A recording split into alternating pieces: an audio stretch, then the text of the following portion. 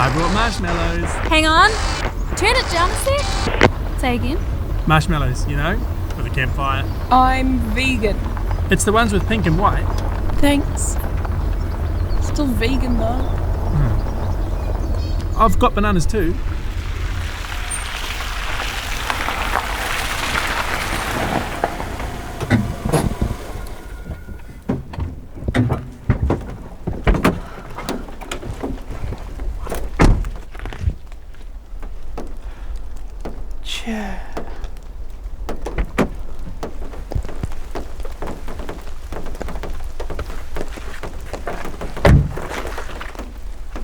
I thought you said we were going camping in your backyard. Not my backyard. Our backyard.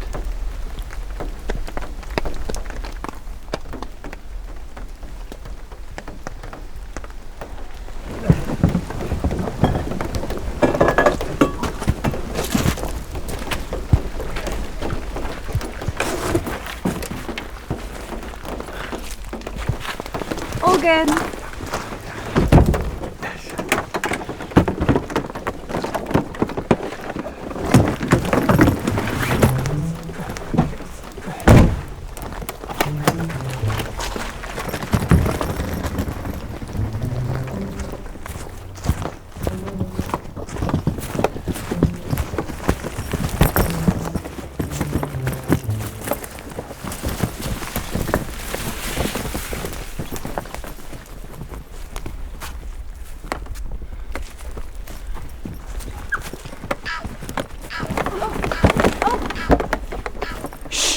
What is it? Shh. Listen.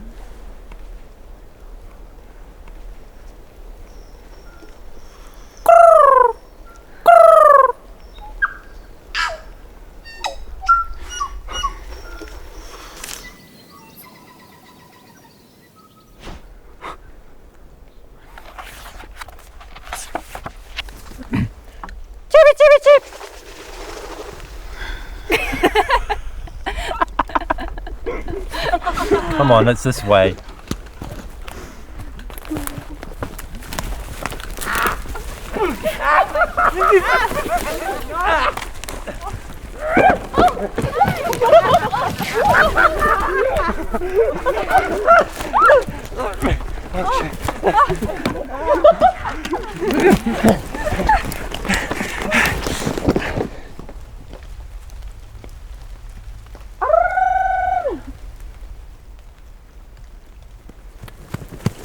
Sorry.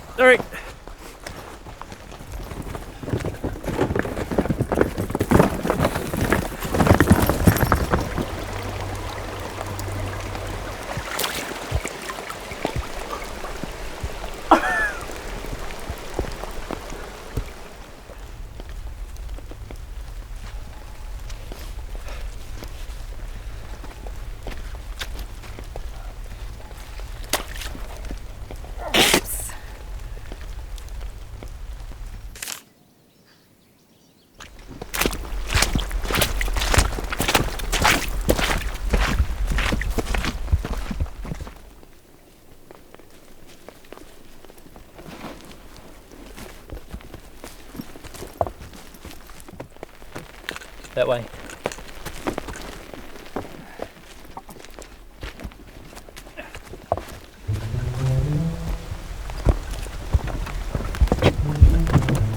Excuse me. Excuse me. Meep meep.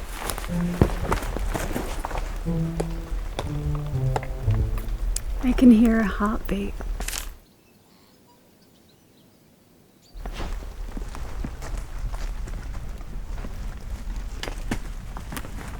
River there, but I'm pretty sure we came inside there. Yeah, Okay. down there. I think we found it.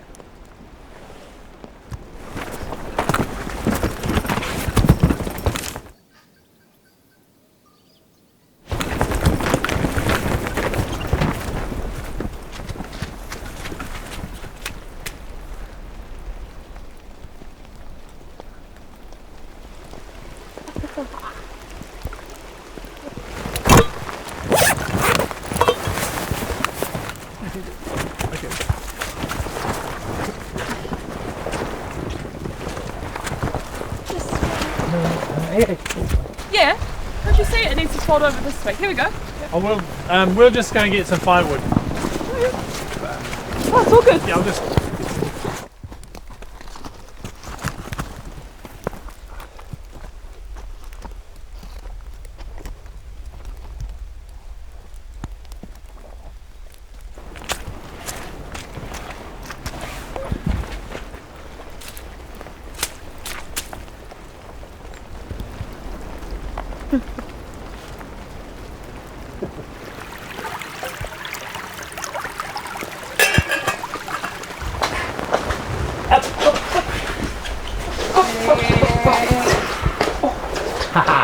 Nice.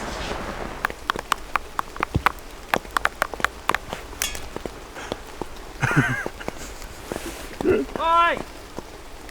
Where's the firewood?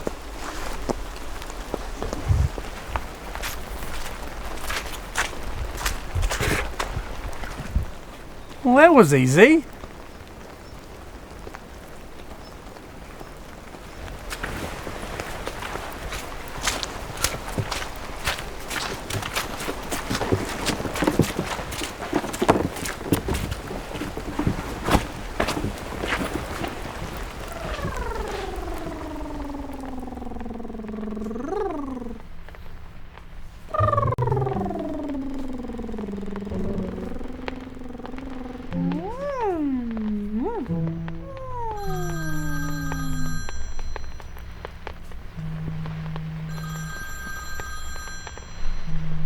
You brought your phone.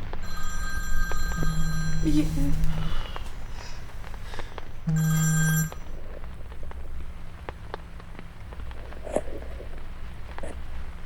Oh, hey. What are you doing on my phone? You called me? Bloody stupid phone. I was just trying to find Candy Crush. Well, you called me. And us. Hey Troy. Hi, Troy. Oh, hi. What are you fellas up to? We're camping. I love the sounds out here. Oh, I wish you could be here. It's like us being kids again. The crunchy leaves remind me of when my dad used to rake up all the leaves in our yard and I'd jump into them. Yeah, the stream that we're camping by reminds me of the babbling brook at the back of Barb's brother Billy's batch. Yeah, and my grandma used to have one of those old ringy phones, and we walked past this big tree and a bird sounded exactly like that. Oh, yeah. Remember when we were camping in your backyard? And we could listen to all the sounds and the wind? Oh, it's absolutely beautiful. Yeah, I remember in the summer the deafening sound of cicadas. And we lived down the coast down in Te Kaha. Even though we were quite far from the ocean, you could still hear it, you could feel it. Tangaroa's waves crashing on the shoreline. The soundscape to my childhood would be the sound of my dad's tractor going along the beach, as well as the whistle that he does to get attention, which is also the sound of a fishing line being reeled in and fish being seared in the pan and crashing waves as well. I remember the sound of pine needles crunching beneath our feet as we play in the pine forest behind my house. I remember the sound of the motor on the boat starting and then the thud of the boat driving over the waves as we'd go out for a dive. I remember the sound of me and my siblings in the back of the car laughing and arguing, snoring, and Rhythm and Black playing on the CD player as we'd go on our long road trips. Sounds of my childhood would be balls bouncing, children laughing, Dad's guitar strumming in the background, and that flip-flop of jandals on hot concrete. Jandals? Yeah. That's an instrument. That could be an instrument. Imagine having that in an orchestra, just two jandals. If I could fashion a fantastical instrument, I think it would make the noises of New Zealand birdsong, of tui and kaka and kereru and all the beautiful native New Zealand birds. Yeah, that would be so calming to listen to. And also it would be amazing to be able to take around the world with me and show off the beautiful birds and the sounds they make that we have here in New Zealand. There's no real instrument per se. I think that the music of our childhood, people talking, people singing, people laughing. Laughing is like a huge thing in Pacific culture, I think. like more so than any other culture. Like you're just constantly laughing at so many things. You're laughing at my pain. Well, exactly. I was just gonna say that. It's like you're laughing when it's funny, and you're laughing when it's sad, and it's laughing when it's painful. It's just that's the way of getting through. Because of where we lived, there was relatively no traffic, so there was a lot of silence apart from insects and birds, a lot of peace and tranquility, time to think. Yeah.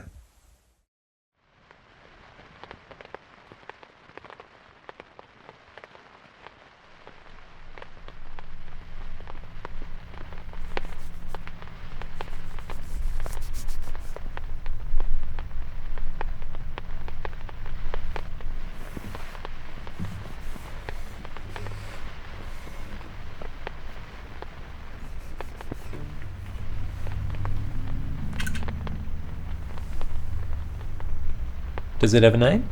Of course it doesn't have a name. Yes. Yes. Of course it has a name. She. She has a name. Whiranui. Whiranui. Of course Whiranui has a... Wait, why does Whiranui have a name? She's a voice. So she has a name. She has a voice. She speaks to you.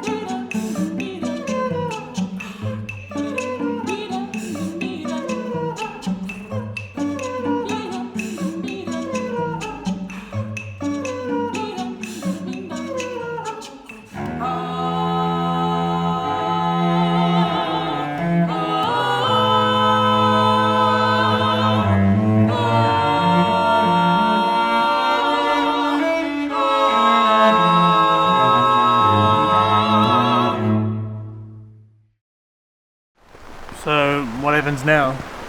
We wait. Do you think she'll come? Matariki and her children? Hope so. Well, I checked the star charts and the weather forecast again this morning, and this exact latitude and longitude is the perfect angle for us to be able to... John, it's perfect. Everything's perfect. Oh. Did anyone bring any spare batteries?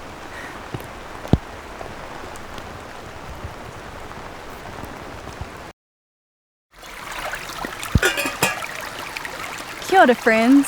Awesome that you could join us on our adventure into the forest. Make sure to come back next week and see what happens when night falls. In the meantime, we have a little challenge for you. Did you see how we made a piece of music inspired by the sounds of nature? What about you? Can you make music from something that's not considered a musical instrument? Banging on pots and pans, playing with spoons, or blowing the top of bottles? Or maybe you can beatbox or whistle like a songbird. We want to see and hear you. So, record a short video of yourself playing your non-instrument and send it to us.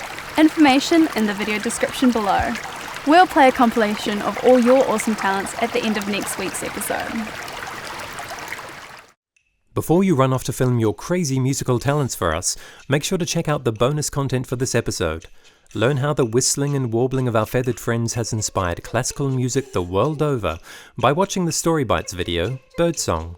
And in the KidVids clip, meet Rako and Edison, who conduct a choir of curious sounds with our performers.